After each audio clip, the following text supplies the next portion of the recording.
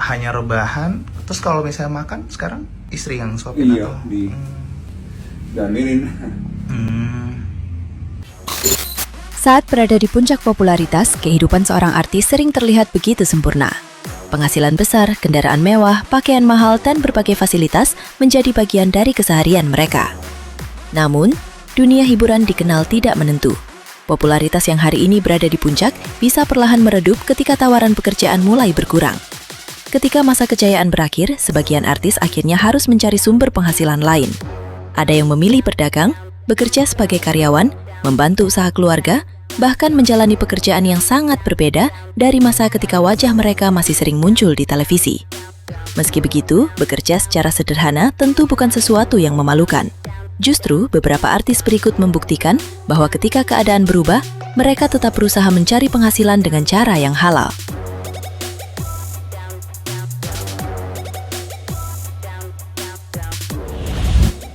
Revi Mariska.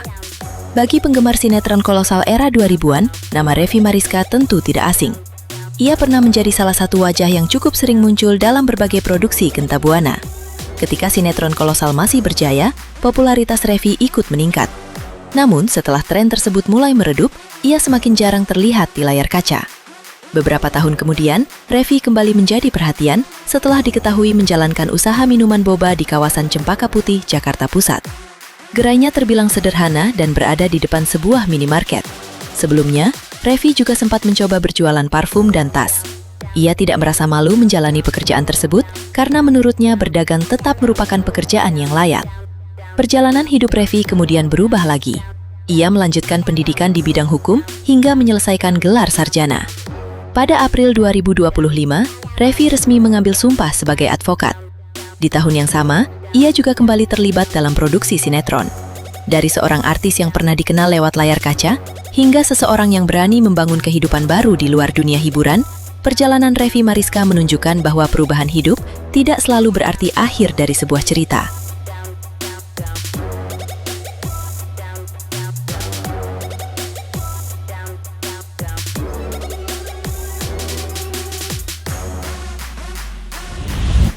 Dede Sunandar.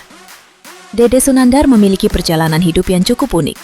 Sebelum menjadi komedian terkenal, ia pernah bekerja sebagai office boy di sebuah stasiun televisi. Kesempatan tampil di depan kamera kemudian mengubah kehidupannya. Dede mulai muncul dalam berbagai program komedi hingga akhirnya dipercaya menjadi pemeran utama dalam sinetron Super Dede. Namun, perjalanan karirnya tidak selalu berjalan mulus. Pada pemilu 2024, Dede mencoba masuk ke dunia politik dengan mencalonkan diri sebagai anggota DPRD Kota Bekasi. Untuk membiayai pencalonannya, Dede mengaku sampai menjual 2 mobil. Sayangnya, ia gagal mendapatkan kursi legislatif. Setelah itu, Dede memilih mencari pekerjaan lain. Ia bekerja di perusahaan alat kesehatan dan menangani bagian media sosial, pemasaran, serta promosi. Dede mengaku pekerjaan tersebut membantunya memperbaiki kondisi ekonomi keluarga, karena ia memperoleh penghasilan tetap, kendaraan, dan fasilitas tempat tinggal. Pada 2025, ia juga sempat mengurus hiburan dan promosi sebuah kafe. Oke guys, hari ini gue lagi ada di Bogor, tempatnya nongkrong anak-anak muda. Zaman sekarang di Bogor ada di Agria Kopi Bogor. Ayo ikut. Dari seseorang yang pernah dikenal sebagai komedian televisi, hingga harus mencari jalan baru di luar dunia hiburan, perjalanan Dede Sunandar memperlihatkan bahwa seseorang harus selalu siap beradaptasi ketika keadaan berubah.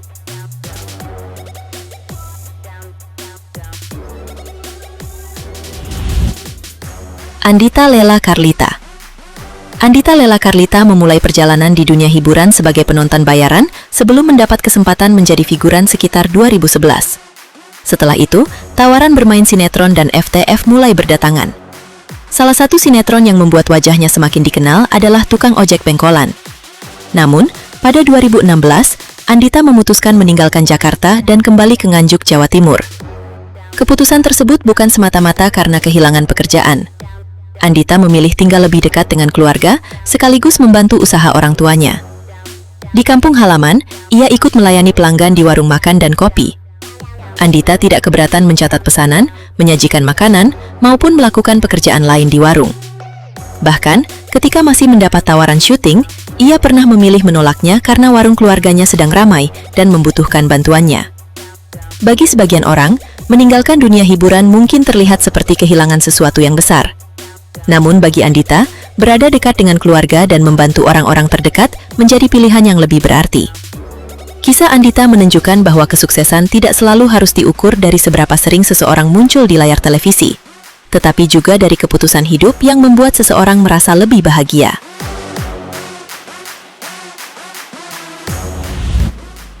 Bambang Triyono, generasi 1990-an tentu mengenal sosok Kentung dalam sinetron Tuyul dan Mbak Yul.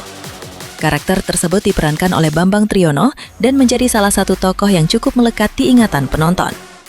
Namun setelah karirnya meredup, kehidupan Bambang berubah drastis. Kondisi kesehatannya memburuk setelah mengalami stroke. Sejak sekitar 2010, kemampuan fisiknya terus menurun hingga membuatnya kesulitan beraktivitas secara normal. Pada masa terakhir kehidupannya, Bambang sempat tinggal di kamar kos sederhana di Sleman, Yogyakarta. Kondisinya bahkan mendapat perhatian relawan dan petugas sosial. Bambang akhirnya meninggal dunia pada Februari 2015 setelah menjalani masa-masa sulit akibat masalah kesehatan dan kondisi ekonomi. Kisah Bambang Triyono menjadi gambaran bahwa popularitas yang pernah diraih seseorang tidak selalu mampu melindungi hidupnya dari berbagai ujian. Karena ketika kesehatan mulai terganggu dan pekerjaan tidak lagi datang seperti dulu, seseorang tetap harus menghadapi kenyataan hidup yang baru.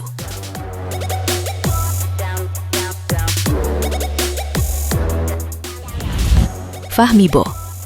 Fahmi Bo dikenal lewat perannya sebagai Gusur dalam sinetron Lupus Millenia. Tubuhnya yang besar dan gaya komedi khas membuatnya mudah diingat penonton. Namun pada 2018, Fahmi mengalami stroke. Kondisi tersebut sangat memengaruhi kemampuannya untuk bekerja. Selain stroke, ia juga menghadapi beberapa masalah kesehatan lain yang membuat aktivitasnya semakin terbatas. Ketika tawaran pekerjaan mulai jarang, kondisi ekonominya ikut menurun.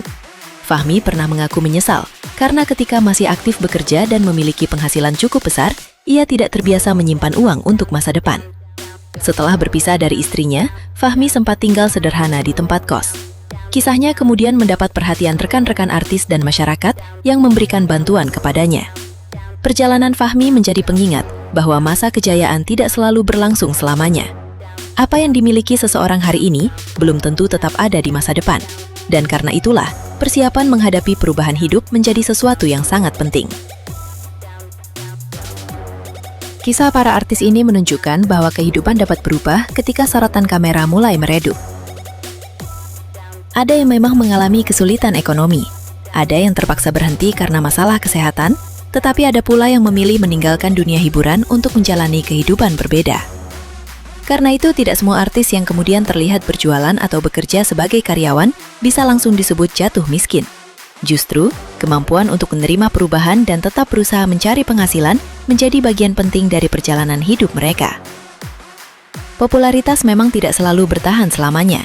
Namun selama seseorang masih mau bekerja dan memulai kembali, tidak ada pekerjaan halal yang pantas dipandang rendah. Karena pada akhirnya, nilai seseorang bukan ditentukan dari seberapa tinggi ia pernah berada di atas panggung, melainkan dari seberapa kuat ia mampu berdiri ketika kehidupan membawa perubahan.